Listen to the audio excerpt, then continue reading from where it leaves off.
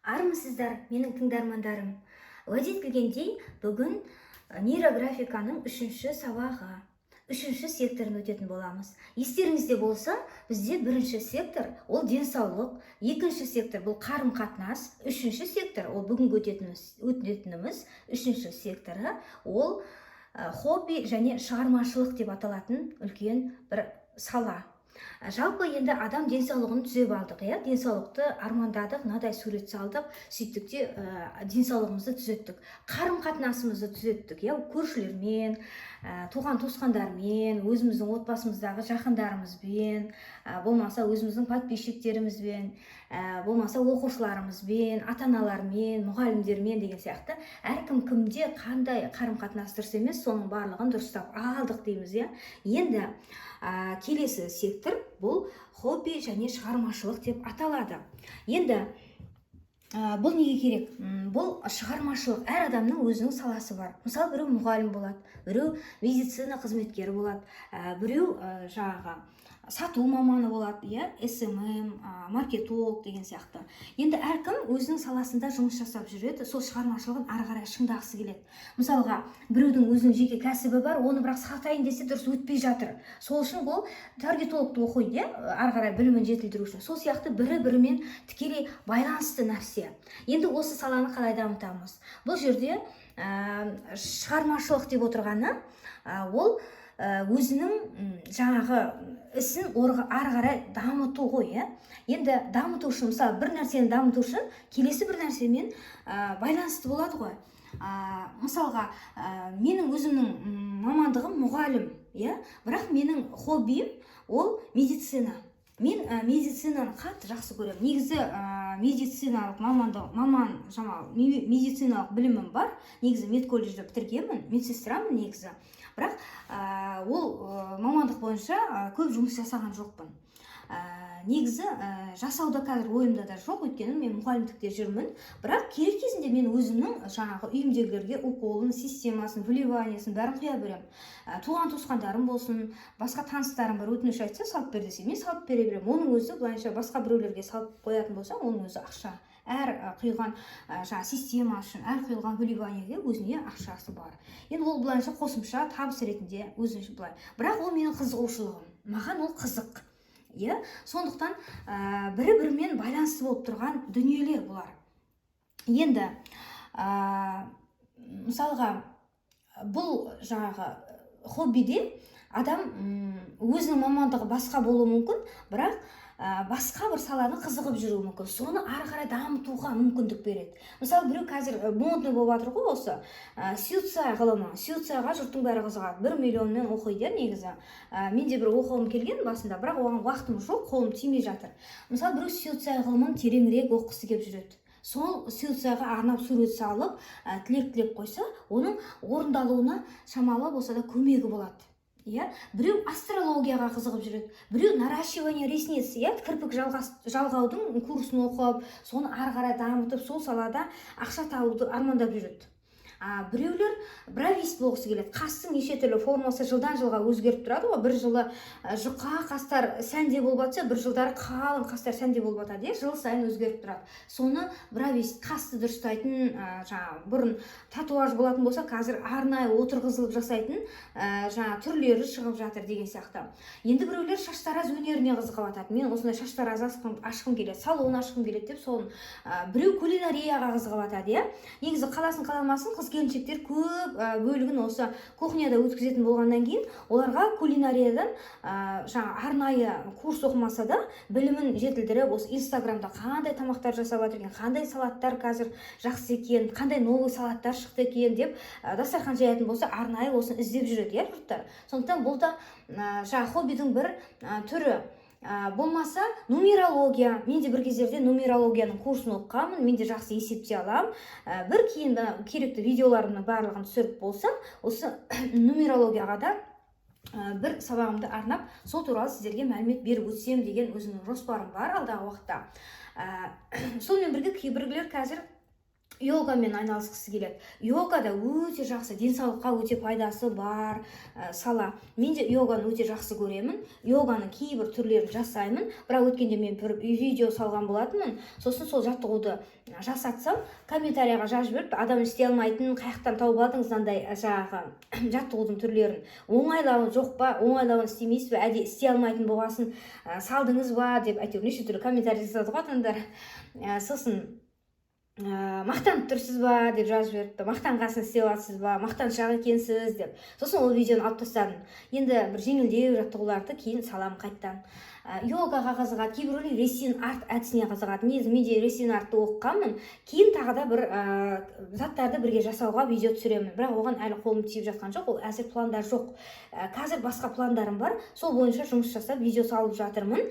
Кейін ресин артпен де курсын, өзім сатқан курсым бар. Сол кезде мен сатқан тұғымын. Сол курстарды бір 10 сабақты ресин артқа арнап, алдағы уақытта видео салып қоятын боламын. Сондықтан сіз подписаться деген батырманы басып, колокольчикті белгілеп қойыңыз, лайк басып отырыңыз. Сондықтан мен қай кезде новыйдан видео салам, сол кезде бірден сізге хабарлама ретінде барып тұратын болады. Енді мен жаңа салаларын айттым. Қай жаңағы шығармашылықты дамыту үшін қай саланы, мысалға нумерологияда өзіңізді сынап көргіңіз келеді ма, соған тілек-тілегіңізде 2 минутта армандап 3 сөйлем жазып қоясыз, мысалға сол бойынша. Бірақ тілек-тілеген кезде қалай болсам екен деп келер шақта емес, өтіп кеткен шақта жазасыз. Міндетті түрде өтіп кеткен шақта жазуыңыз керек. Мысалға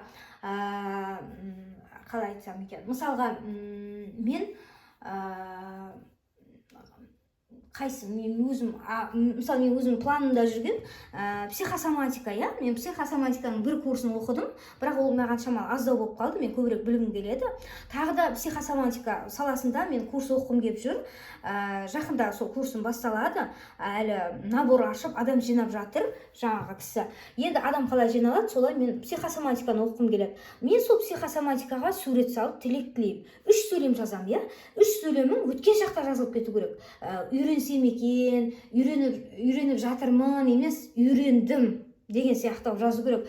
3 армандап тілек тілеген 3 сөйлеміміз, 3-еуі де өткен шақта болу керек. Мысалға мен қалай сол психосоматиканы қалай тілек қылып жазам? Мысалы мен бүйтіп жазуым мүмкін. Мен ең үздік психосомат маманымын. Маманы болғым келеді деп келер шақта емес, маманымын. Уже маманы болдым. Көріп тұрсыз ба? Уже өтіп кеткен шақта жазып тұрмын. Мен көптеген аурулар, жоқ олай емес. Мен барлық ауру түрін емдей аламын. Психосоматика деген ауруларды емдеудің бір жолы ғой. Сондықтан мен барлық ауру түрін емдей аламын деген сияқты жазамыз. Өткен шақта жазылу керек, міндетті түрде сіздің тілеп атқан тілегіңіз. Сөйтіп 3 сөйлем жазуға болады. Сөйтіп сурет саламыз. Сол суретте бір-біріне шығып тұрған шетінен, ондайлар болмау керек. Мысалға міне мына суреттерге қарасақ, мыналарда беті шығып, бір-біріне жалғаспай қалып тұрған сурет жоқ. Барлығы бір-бірімен жалғасып тұр. Осындай болып тұру керек. Қосылмай қалған, мына жерде қосылмай қалған жер бар екен ғой. Қосып жіберейік, қайта көрсеткен жақсы болды жақыннан. Осындай қосылмай қалған жер болмау керек. Бәрі қосылып тұру керек. Ол не үшін? Ол бүкіл кедергілерді алып тастаудың әдісі. Сен қай жерде көрдің? Міне. Қаяқта тұр? Міне. Қаяқта тұр? Көрмей қалай емес. Міне. Мынау бөлек болып тұр, соны қосып жіберу керек міне. Көрдіңіздер ма? Шошиып тұрған бір кіттай істік сияқты болып қалып қойып еді. Оны біз міндетті түрде қосып жібереміз. Осындағы бояп, үстіне бірнеше қайтара бояуымыз керек. Шығып тұрған нәрсе ол кедергі.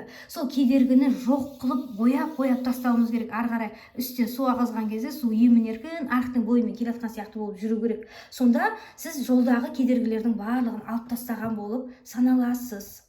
Енді түсіндік қой, бұл жаңағы хобби және хобби деп орысша айтып жатырық, негізі хобби демейді, әуес іс деп айтады, иә, қазақшалаған кезде. Енді хобби деген құлаққа үйреншікті болғасын, мен хобби деген терминді қолданып жатырмын. Осы хоббиді ары қарай дамытуға арналған, шығармашылықты шыңдауға арналған. Енді болсын ішіне балалы болуды қосуға болады. Дәл осының ішіне балалы болу осы секторға жатады екен. Мысалға, мен апам бар, өзім туған апам, оның 3 қызы бар. Ол ұл туғысы келеді, мысалы ұлды болғысы келеді, бірақ ұлы жоқ. Оның жездем де, 3 қызым бар, 1 ұлым жоқ, ұлға жетпейді шіркін деп, мысалы күйеуі сөйтіп айтып жүреді жездем. Бірақ енді ол Алланың қолындағы нәрсе, сондықтан Алладан тілек тілеу керек. Сол кезде мысалы не істейміз? Мынандай екі парақ қағаз аламыз, бірінші тілек тілейміз, ұлды болу үшін, иә. Мысалға, менің шекесі торсықтай ұлым бар. Иә, болса екен емес, ұлым бар уже, туылды уже. Көрдіңіз ба? Осындай жазу керек. Мысалы, ер адам жазып жатса, сөйтіп айтады: менің шекесі торсықтай ұлым бар. Мен ұлымды мақтан етемін. Ұлымды жақсы тәрбиелегім жоқ. Ұлымды өте мықты етіп, ер жігітке тән қасиеттермен тәрбиеледім деп жазып қоюға болады. Сөйтіп, мынау суретті салып отырған кезде сол ұлды болғаны, сол ұлды роддомнан шығарып алып жатқанын, сол ұлды әкеле жатқаны, басқалардың қол шапалақтап қуанып, осы құттықтап жатқаны, соның барлығын ойланып, көз алдына визуализация жасай отырып, елестете отырып, сол суретті саласыз. Салып жатқан кезде сол эмоцияның барлығы төгіліп тұру керек. Негізі сол сурет салған кезде қасыңызда ешкімнің болмағаны жақсы. Сосын мен ұқсап мынадай сөйлеп тұрмай, өзіңізбен өзіңіз отырып, ойланып отырып, соны армандап отырып салған жақсы. Және ең бірінші бастайтын кезде міндетті түрде Алланы еске алу керек, Алладан көмек сұрау керек. Аллам, ең бірінші сенің қолыңдағы нәрсе. Тек сенен ғана көмек сұраймын. Өйткені жанды беретін де, алатын да сен. Мен өзіңнен ұлды болғым келеді деп сұраймын деп бірінші Алладан тілек тілеу керек. Сөйтіп мына суретті салу керек. Салғаннан кейін 3 сөйлеміңізді жазасыз. Салмай тұрып 2 минутқа таймерді қоясыз. Сол 2 минуттың ішінде ойыңызға қандай сөздер келеді, сол сөздердің барлығын жазып шығасыз. Бірақ сіздің жазған сөзіңіз 20-дан аз болмау керек. Егер де 20-дан аз болып қалса, қайтадан толықтырып 20-ға жеткізесіз. Ал егер де 20-дан асып кетсе, ол тіптен жақсы. Енді ұлы, айттық қой, 3 қызы бар адам, мысалы, ұлды болу үшін тілек тілейді. Ал егер де керісінше болуы мүмкін. Мысалы, біреудің 3 ұлы болуы мүмкін, бірақ оның қызы болмауы мүмкін. Олар да жазуға болады. Мен қызды болсам екен деп. Бірақ міндетті түрде болғаннан кейін, мынандай параққа сыймай қалмаса, мен стикерді әдейі қойып қойдым. Міне, стикер мына жерге жабысатын жері бар қой. Мен ұмытып кете беремін, өткен сабақтарда айтпақпын. Осындай стикер алып, иә, өзі мынандай неде сатылады ғой, міне мынандай. Осындай пачкалерде сатылады, көп ішінде. Біреуінің өзінде қанша болады. Сондай алып қойсаңыздар, мына сурет салуға, артына жазуға парақ жетпей қалса, болмаса дәу бір параққа, бір сурет дәптердің парағына жазған болсаңыз, ең соңында осы стикерді алып, мына жерге өзіңіздің 3 сөйлеміңізді, сосын мына бетіне майда-майда етіп 20 сөзіңізді жазып, осыны жабыстыра саласыз суретке, дайын суретке жабыстырып, арт жағына жабыстырып қоясыз.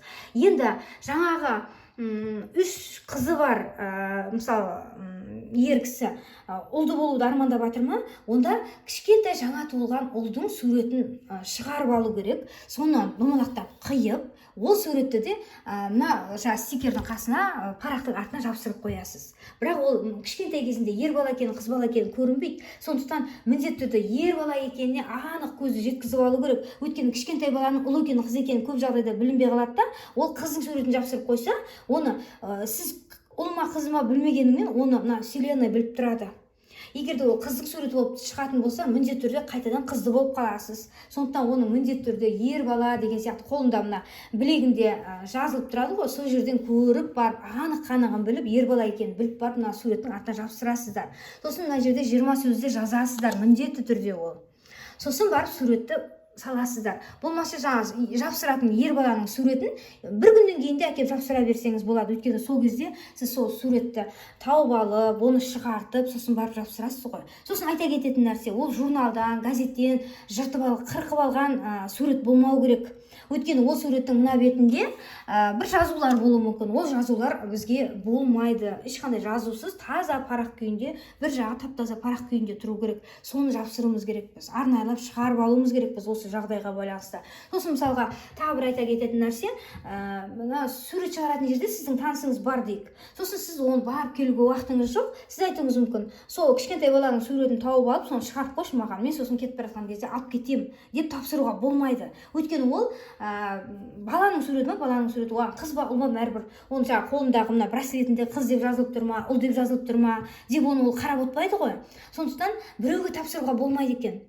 Мысалы, дайын нәрсені шығарып кел дейтін болсаңыздар, флешкада тұрған қағаз болса да, оны өзіңіз барып шығаруыңыз керек. Осы моментті ұмытып кетпеңіздер. Енді мүлдем баласы жоқ отбасы болуы мүмкін, иә? Ұлы да жоқ, қызы да жоқ. Оларға да осы жаңағы хобби және шығармашылық деген сектордың ішінде ол балалы болуда. Мысалға, ұлы да жоқ, қызы да жоқ болатын болса, ол да ең бірінші тілек тілейді, ол да жазып қояды, 3 сөйлем жазып қояды, иә? Мысалға, мен өте бақыттымын, мен арманыма жеттім, мен балалы болдым, мен ана бақытын сезіндім деген сияқты сөйлемдерді жазып қояды. Бірақ одан бөлек мынадай жағдай болады. Көп жылдан бері балалы болмай жүрген отбасыларда көбіне жаңағы қорқыныш болады, иә? Қорқыныш. Мысалы, әйелдерде де қорқыныш болады. Мен көтерсем жүктілік жақсы өтеді ме екен? 9 ай 9 күн көтеріп жүргенде ол бала іште өліп қалмай ма екен? Ол выкидыш болып түсіп қалмай ма екен? Мен осы уақытқа шейін емделдім, сол емделген қанша дәрі-дәрмектің барлығы менің организмде шлак болып тұр.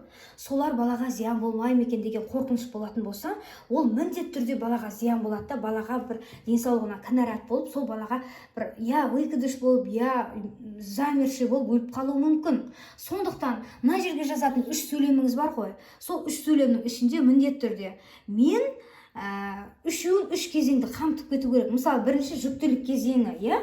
Менің жүктілігім жеңіл өтуде. Түсіндік пе? Менің жүктілігім жеңіл өтуде деген сөйлем болу керек, бірінші сөйлеміңіз. Енді екінші сөйлеміңіз уже босанғаныңыз болу керек, иә? Мен шекесі торсықтай ұл тудым, иә, өткен шақта. Міне, екіншісі тұр.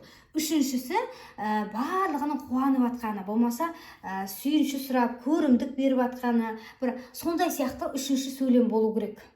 Міндетті түрде жүктіліктен қорқатын адам сол сөйлемді үшеуін қамтып өту керек.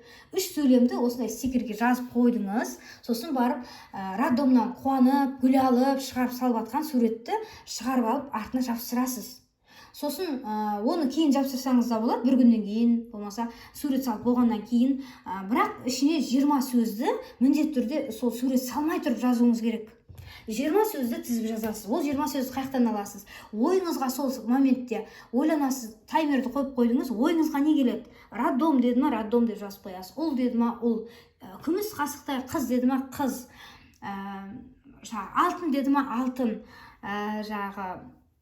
Бриллиант деген сөз келсе, бриллиант. Үй деген сөз келсе, үй. Коттедж деген сөз келсе, коттедж. Ойыңызға не нәрсе келеді, соның барлығын жаза бересіз.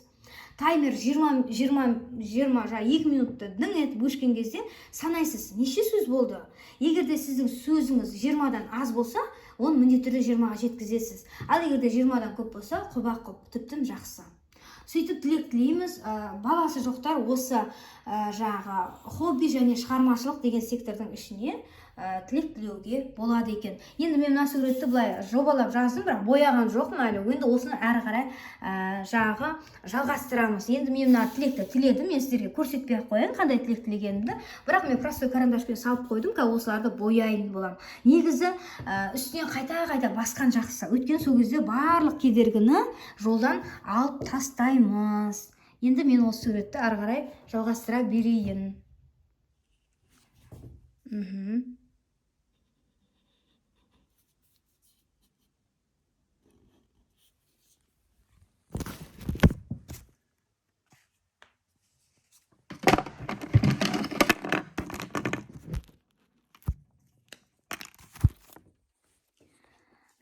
Енді міне айтып отырмын жаңағыдай, үстінен баса берген жақсы. Сонда ешқандай бір-бірімен қосылмай қалған, бір жағында шығып тұрған, ондай кедергілердің барлығы алып тасталынады. Сол кезде біздің тілегіміз орындалады. Және мына қағаздың бетіне түскен нәрсе, ол бекерден бекер түскен жоқ.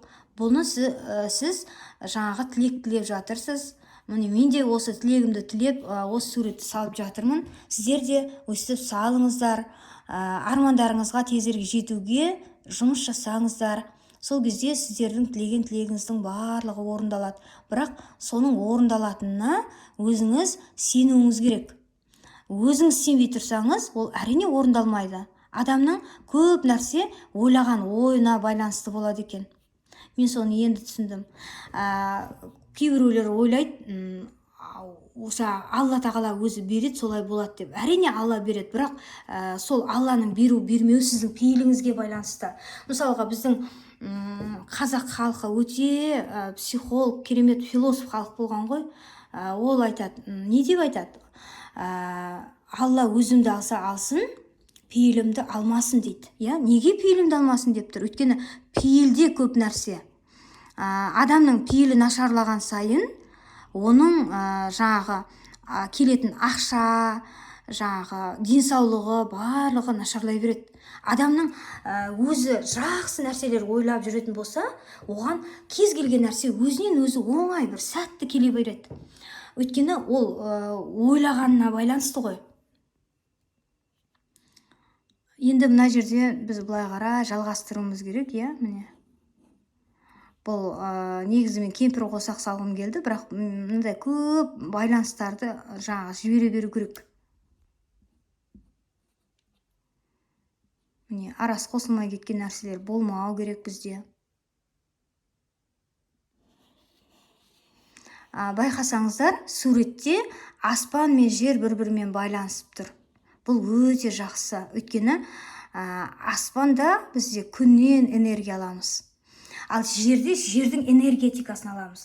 Негізі төбедегі жарқырап тұрған күн, бұл негізі ер адам сияқты есептеледі. Әке болып есептеледі, Ал жер бұл анамыз болып есептеледі. Жер ана деп бекер айтылмаған ғой. Екеуінен, мысалы, сол жағымыз әке жағымыз болып есептеледі. Ал оң жағымыз жоқ. Әйел адамдарда оң жақ бұл әке болады да, сол жақ анасы болады. Ал ер адамдарда керісінше болады. Сондықтан біз жерді басқан кезде жерден энергия аламыз.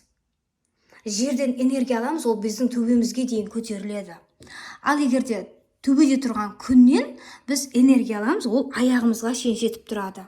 Сондықтан өзінен өзі болып жатқан ештеңе жоқ. Сіздің сезінген энергияға байланысты көп нәрсе. Фломастермен боямай қойған жақсы. Мына жерден де бір ерекше бере салайын.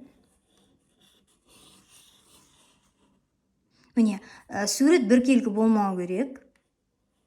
Міндетті түрде қиқы-жиқы біреу былай, біреу былай болу керек. Біреу ұзын, біреу қысқа деген сияқты.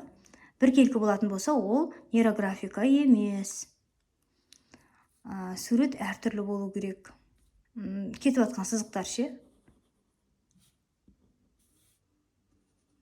Міне мынандай шығып тұрған жерлердің барлығын білдіртпей жібереміз. Өйткені олар бізге кедергілер болып табылады.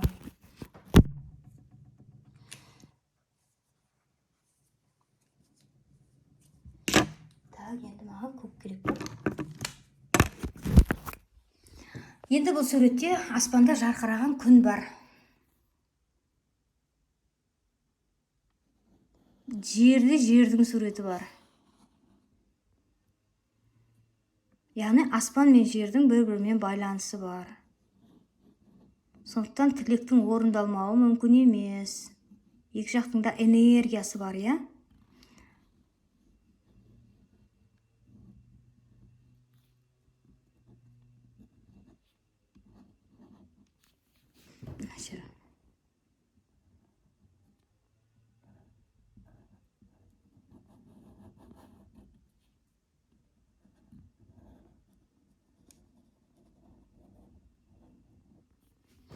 мына бұлтты да үстінен көбірек басқан жақсы, өйткені қанық бола түседі. Әр басқан сайын сіздің энергияңыз беріледі. Сондықтан үстінен басуға ерінбеу керек, қайта-қайта баса беру керек.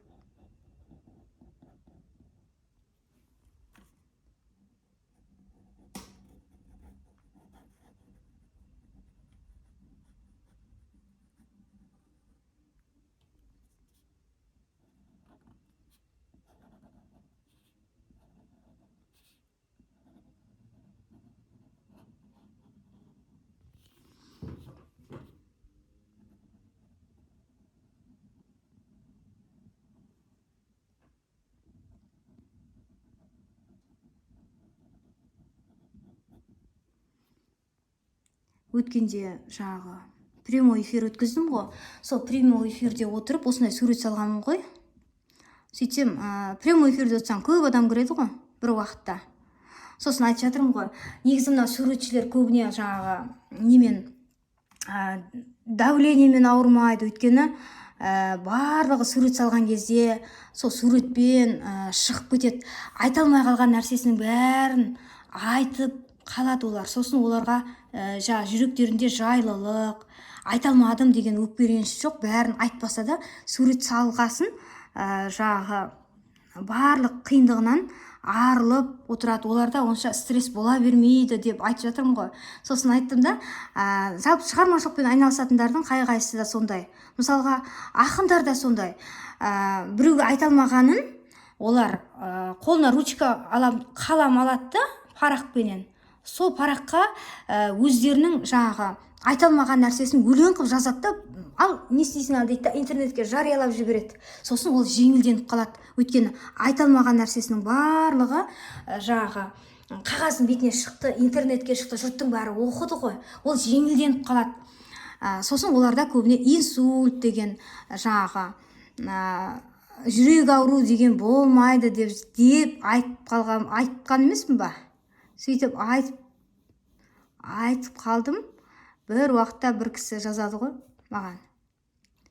Жаңағы, одан кейін барып көрдім, мен сурет салып жатқанда көре алмай, арасында бір тоқтатып қойып, бір комментарийлерді қараймын да, қайттан жалғастырып саламын ғой. Сол кезде айтады, олыңыз енді өтірік сіздің дейді. Неге деймін ғой, сөйтсем, жаңағы Мұхтар Шаханов деген ақын бар. Сол кісі инсульт алып больницаға түсті. Сол кезде оған жағдай өте қиын болды. Тіптен Қазақстанның медицинасы оған көмектесе алмағаннан ол кісі Түркияға барды. Түркиядағылар өздері самолетпен алып кетіп, оған ота жасап берді. Сонда сіздің айтып тұрғаныңыз өтірік қой. Ол ақын ғой, керемет. Сонда да оған сіздің неңіз көмектескен жоқ қой. Айтып жатқаныңыз. Өлең жазса ауырмайды дейсіз. Ауырып тұр ғой сонда дейді да маған. Енді ол әр адам әртүрлі. Жалпы, мысалға, кейбір адамдар қатты ашуланса, не істейді? Бірден отыра қалады да тамақ жейді. Сондайлар бар ма арамызда? Қатты ашуланса тамақ жей береді, сосын ашуланғанын ұмытып кетеді. Кейбір адамдар бар сондай. Қатты ашуланса тамақ жей алатын. Соғып тоқтамай тамақ жей береді. Ал кейбір адамдар бар, ашуланса мүлдем тамақ жемек түгіл біреумен сөйлеспей қояды. Үндемей отырады ол. Сол сияқты ғой. Мұхтар Шахановтың керемет ақын екеніне мен шүбә келтірмеймін. Мен өзім қазақ тілі мен әдебиет пәнінің мұғалімімін ғой. Мен Мұхтар Шахановтың өлеңдерін өте жақсы көремін. Өте сүйіп тыңдаймын. Оның керемет ақын екеніне мен шүбә келтірмеймін. Өте мықты ақындардың бірі. Бірақ ол кісі қатты ашуланған кезде жаңағы ешкіммен сөйлеспей қойған сияқты өзімен өзі отырады шығар, мұңайып. Кім біледі, оны білмейміз ғой. Сондықтан ол дәл сол кездегі оның көңіл күйі өзінде қалып қойған шығар. Сөйтіп ол жаңағы ауырған шығар, сол жаңағы инсульт алатын, инфаркт болатынына қарап айтып жатырмын. Ал сол кезде ол мысалға бірден жаңағы үндемей отырып қалмай, міндетті түрде өлең жазып, сол ашуының бәрін қағазға түсіретін болса, өлең етіп, мүмкін поэма қылып, мүмкін жай ғана өлең қылып жазатын болса, оған оның әрине пайдасы тиетін еді. Бірақ ол өйткен жоқ. Сосын барып ол жаңағы не қылды, ауырды, иә? Сондай болу мүмкін ғой деп жатырмын ғой мен ол кісіге. Сөйтсе маған сенбейді. Сіз оның қасында болған жоқсыз ғой дейді. Неге өйтіп айтасыз дейді маған. Сондай да қызықтар болады. Енді адамдар әртүрлі.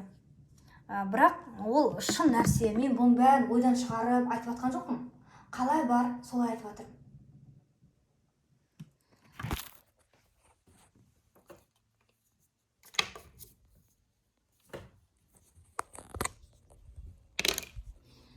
Енді мынау гүлдер, иә, мына жерде тұрған гүлдер. Бұның барлығы домалақ қылып салатын болсақ, бұның барлығы бізге байлық. Әр дөңгелек ол әр теңге. Ерінбей бөлек салған жақсы. Кез келген нәрсені бастау үшін ақша керек болады ғой. Мынау біздің хобби және шығармашылық деп отқан біздің секторымыз ғой, бүгін 3-ші сектор. Кез келген нәрсені, мысалы жаңа мен айттым, суицид деген ғылым қазір күшті дамып жатыр ғой. Қазір суицид 1 миллионға оқытады. Мен де сол суицид оқығым келген. Бірақ психосоматикаға да қатты қызығып тұрмын. Психосоматиканы бастапқы несін оқыдым. Бірақ енді әрі қарай жалғастыру керек болып тұр. Өйткені мен білетінім аздау. Бірақ енді әжептәуір білем мен. Бірақ одан да ары білгім келеді. Трансформацияға түсу, солар жағын әлде де көбірек білгім келіп тұр. Көбірек білгім келеді сол туралы. Енді Айгүл Тастанбек деген күшті, ең мықты психосомат маман бар біздің Қазақстанда. Ол әйгілі жаңағы Ресейдің әйгілі психосомат ғалымы жаңағы Валерий Синельниковтан білім алған. Валерий Синельниковтың шәкірті ол. Сондықтан сол кісінің курсын оқиын деп жүрмін. Жақында ол продажа ашады. Сол кезде сол кісіден оқитын боламын. Так, бұны боядым. Психосоматиканы толығырақ әлде де оққаннан кейін тағы да видеолар түсіретін боламын.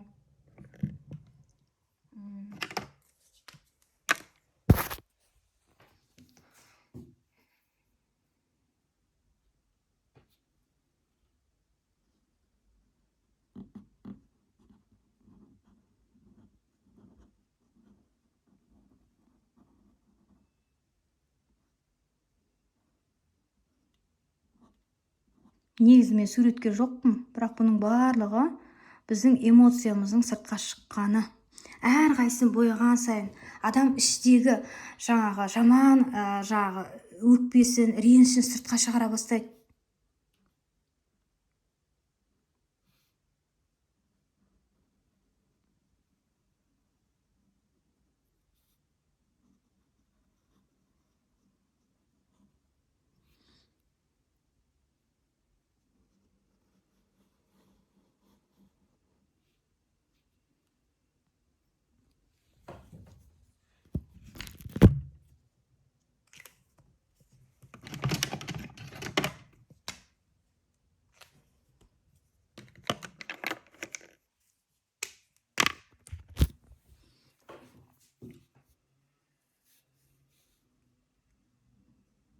Айттық, әрбір домалақ бұл ақша.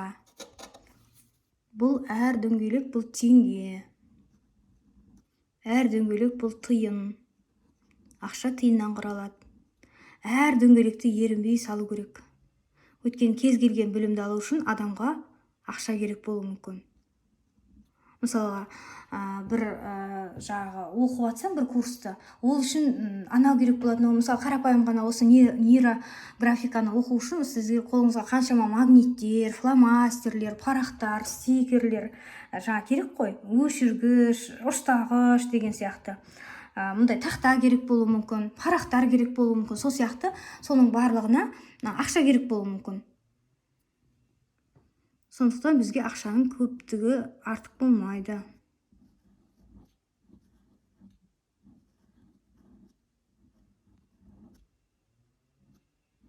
Мындай шығып қалған нәрсе болмау керек, шығып тұрмау керек, бәрі бір-бірімен үйлесіп тұру керек. Енді сары түс жоқ, сарыдан салайын біреуіне.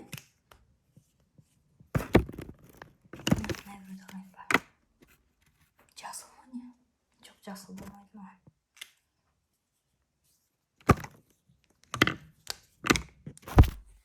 Мына бір гүлді сарымен бояғым келіп тұр.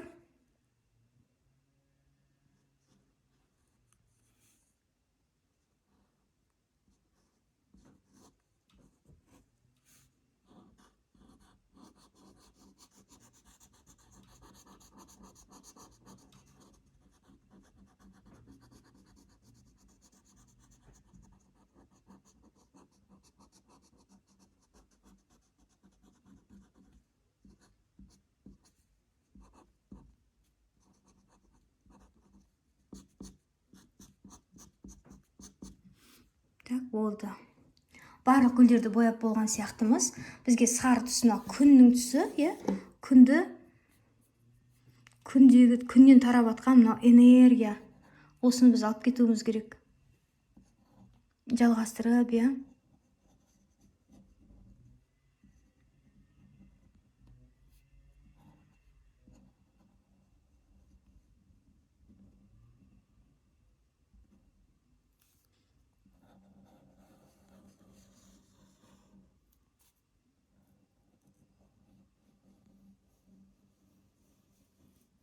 Күннен берілген энергия бұл Алладан берілген энергия деп есептейік.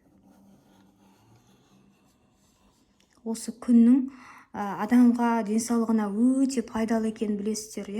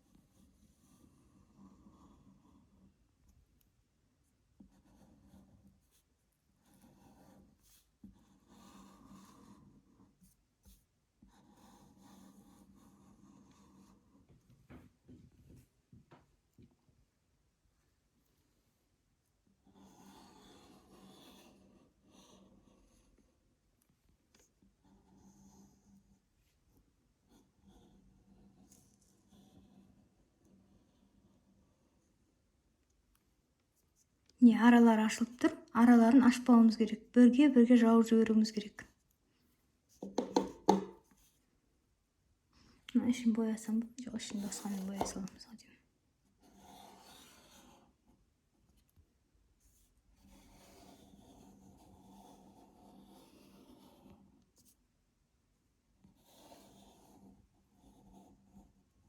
Арасы боялмай қалған нәрсе болмау керек. Тимей қалған жерлер болмау керек. Барлығы бір-бірімен тиіп тұру керек. Оның барлығы бізге кедергі болуы мүмкін.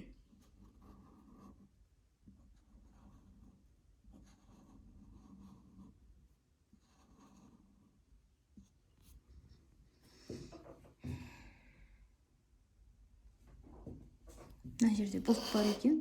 Бұлтты немен бояймын. Болды. Қиқы-жиқы сурет болды. Енді қалған карандашпен бояған жақсы маған.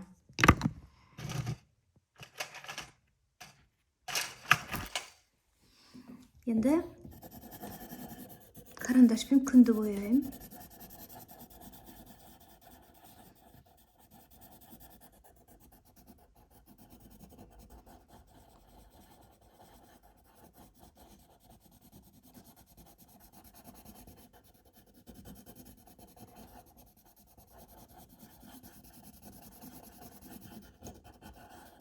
Бұлтты боядық. Негізі мектепте садикте жүрген оқушылардың несі сияқты болып шықты, балдардың салған сурет сияқты болып қалды.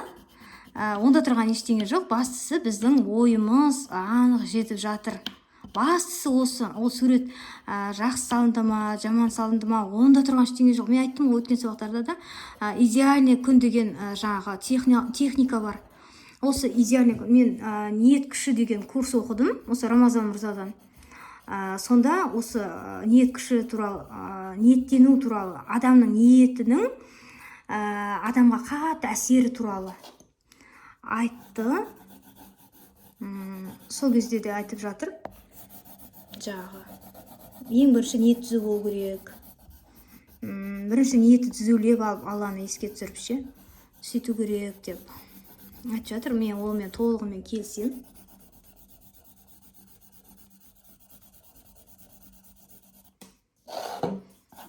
Сол кезде идеальный күн деген, идеалды күн деп техника берді. Сол техникада да мысалы сурет салып атқан жоқ. Ол жерде жазып қоямыз. Мынадай болып атыр, мынадай күн деп ше. Мысалға қай кезде болғанын қалайсыз осы жаңағы армандап атқан нәрсеңіздің. Мысалға ол айтады, бір жігіт 3 жыл бойы ақша жинайды да, бірақ 3 жыл бойы жаңағы не аламайды, машина алам деп. Ең бір қымбат машинаны алғысы келіп, ақша жинайды. Бірақ жиналған кезде бірдеңе шығып қалады да, ол машинаны аламай қалады екен. Тағы да ол ақша жұмсалып кеткеннен кейін қайттан жартысын қайттан толтырады. Сосын ниеттенеді, қайттан осы машина алам дейді, ақша жинайды, бірақ тағы да машина аламай қалады. Сол кісі жаңағы Рамазан Мырзаға айтыпты, сөйтіп мен машина аламай жүрмін. Осы сіздің курсыңызды оқысам, машина алуыма көмегі бола ма деп. Осын әрине болады депті. Болады, ойымдама. Машина аласың, машина деген не ол деп. Сонымен идеалды күн деген техника жасап, менімен бірге оқыды сол кезде сол балада. Сол айтады ғой, 3 жыл бойы аламаған машинамды 1 айдың ішінде алдым дейді. Осы сіздің арқаңыз Рамазан Мырза деп ол қуанып жатыр. Сонда қалай алдыңыз деп сұрап жатырмын ғой, сөйтсем идеалды күнді жаздым. Идеалды күн деген өте керемет техника екен ғой. Бұрын сенбейтін тұғымын дейді. Сөйтсем ол рас екен, ол жақсы жұмыс істейді екен дейді. Мынау біздің салып жатқан нейрографикамызда сол идеалды күнге жақын. Өйткені ол жерде біз жазумен жазамыз ғой, әшейін сөйлем қылып жазамыз. Ал мына жерде біз сурет саламыз. Екеуі де жазу, екеуі де салу. Біреу суретпен салып жатырмыз, біреуіміз ана жерде жазумен жазып айтып жатырмыз. Сондықтан қағазға түскен нәрсе ол міндетті түрде орындалады. Бастысы соған сенуіміз керек қой біздің.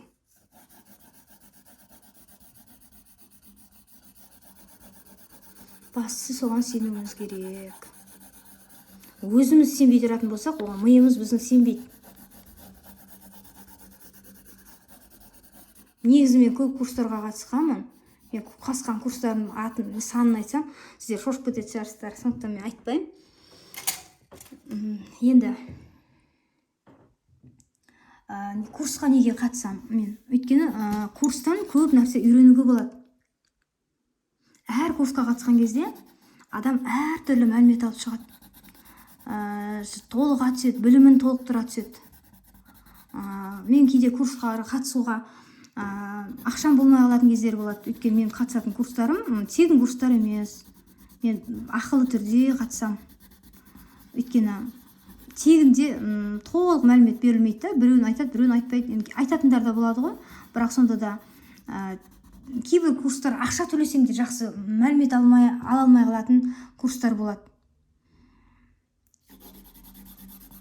Сондықтан курсты біреуінде мәлімет аламай қалдың ба, тағы да курс оқисың.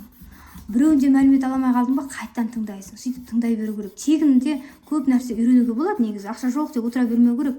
YouTube арнасында қарасаңыздар, неше түрлі мәліметтер болады. Кейбіреулер басқа нәрсе туралы айтып жатса да, өмірге ең маңызды нәрсені айтып кетеді кейде. Ол енді ондай курс өтіп жатқан жоқ. Мысалы, әшейін тамақ пісіріп тұру мүмкін, бірақ сонда да ең маңызды нәрсені айтып кететін кездері болады. Сондықтан әшейін сөйлеп тұр ғой деп өткізіп жіберіп, ондай болмау керек. Тыңдап тұрсаңдар, арасында ең құнды ақпараттарды беріп өтуі мүмкін. Жалпы өзім видеоларды көретін болсам, аяғына дейін көремін. Аяғына дейін тыңдап отырам. курстарға қатысқанда да сөйтем. Мысалы курстар сақталып тұрады ғой. Курс 1 ай сақталады деп айтады, курс 2 ай сақталады дейді, кейбіреулер 3 ай сақталады деп айтады. Сол 3 ай сақталса, сол 3 ай бойы мен соны көріп отыратын кездерім болады. Сенсеңіздер де сенбесеңіздер де мен сондай адаммын. Көрем, тыңдаймын, қайта мысалы бір тыңдағанда жаңағы түсінбей қалуы мүмкін. 2-3 тыңдаған кезде мынау екен ғой деп түсінетін кездер болады ғой. Сондықтан бір тыңдап қоя салмаймын мен, қайта тыңдаймын. Одан жаман болып жатқан жоқпын, көп нәрсе білем, шүкір Аллаға. Негізі білесіздер ме, осы білімнің өзін адамның ниеттенеді ғой, осыны үйренсем деп. Сол кезде оны бізге беретін Алла ғой. Алла нәсіп қылса барып үйренесің. Алла үш нәрсе нәсіп қылмаса, неше жерден курс емес, университетінде оқысаң да, миыңа қонбайтын болса, қонбайды. Сондықтан Алладан ниет қылу керек бірінші. Осы білімімді аша көр, зейінімді аша көр, білімімді толықтыра көр Алла деп сұрау керек Алладан. Осыны тездетіп үйреніп алайыншы, осыны үйренгім келеді, білімімді толықтырғым келеді деп. Өйткені оның барлығы Алладан келетін нәрсе.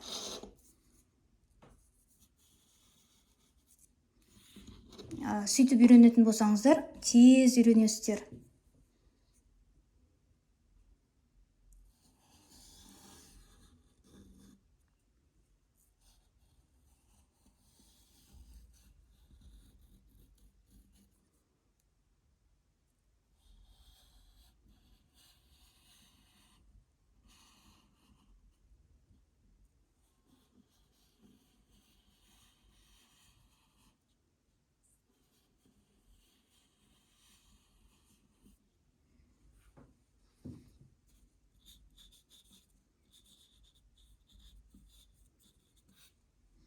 Гүлдердің бәрін бояған сияқтымыз. Бұл қызылмен бояу керек.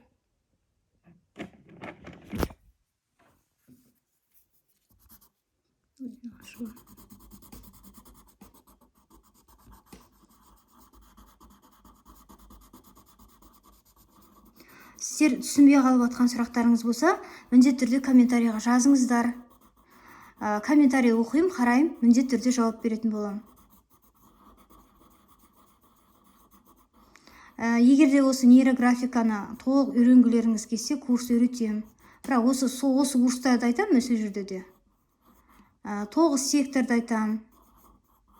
Осы 9 сектормен байланыстырып үйренген жақсы. Негізі.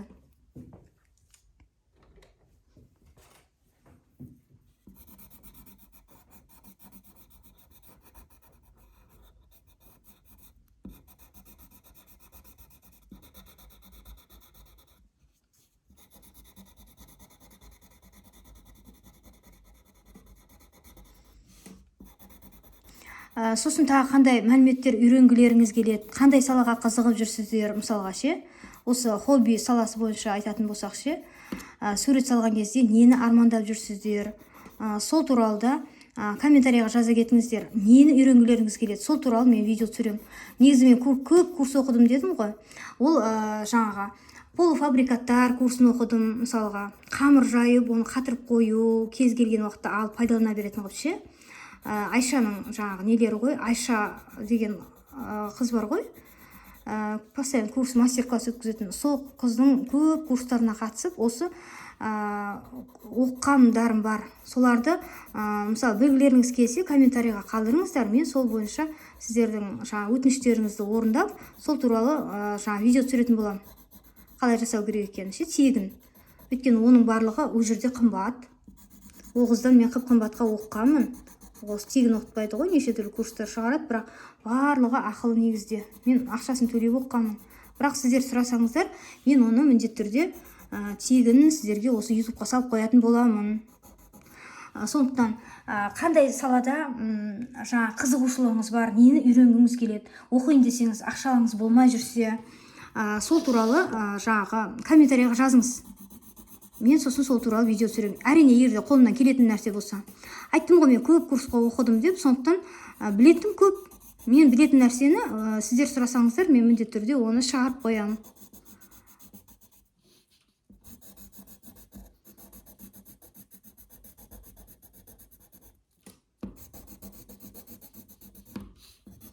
суретті бастайтын кезде міндетті түрде ниеттеніңіздер, Алладан сұрап. Бұл өте маңызды нәрсе.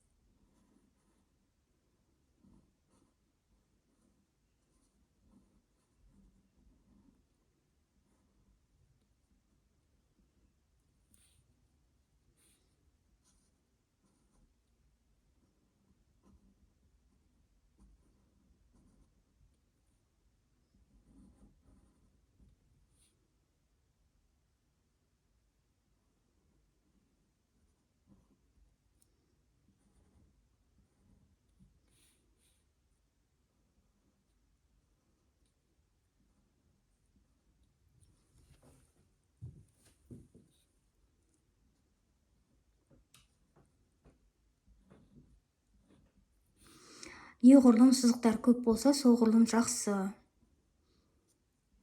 Бұның барлығы сіздің ойларыңыз айтылмай қалған. Әрбір бір түйір нүктенің өзінің маңызы бар. Бұл әшейін жапырақ деп ойламаңыздар. Бұл біздің миымызды жеңілдету үшін жасалып жатқан нәрселер.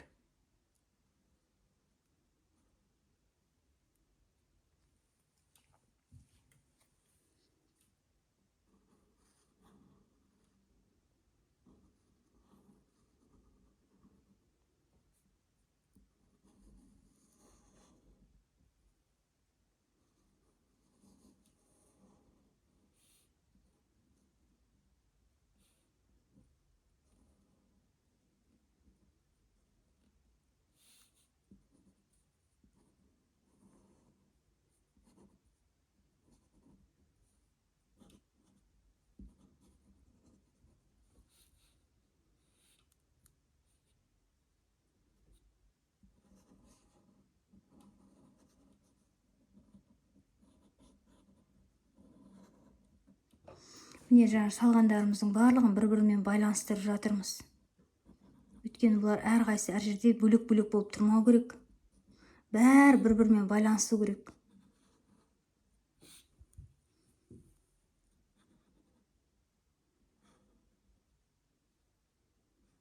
Үстіне бірнеше қайтара бояған да жақсы.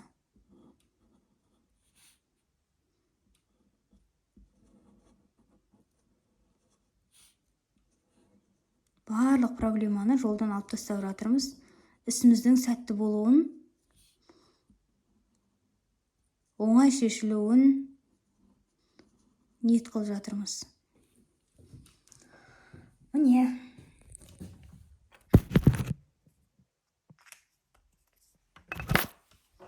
Міне біздің суретіміз дайын болды.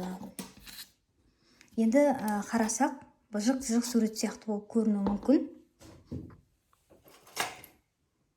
Бірақ ол быжық сурет емес. Бұл біздің айтылмай қалған, неше жылдан бері қордаланып қалған біздің мәселелеріміз. Жерді. Жер қара болған жақсы, е?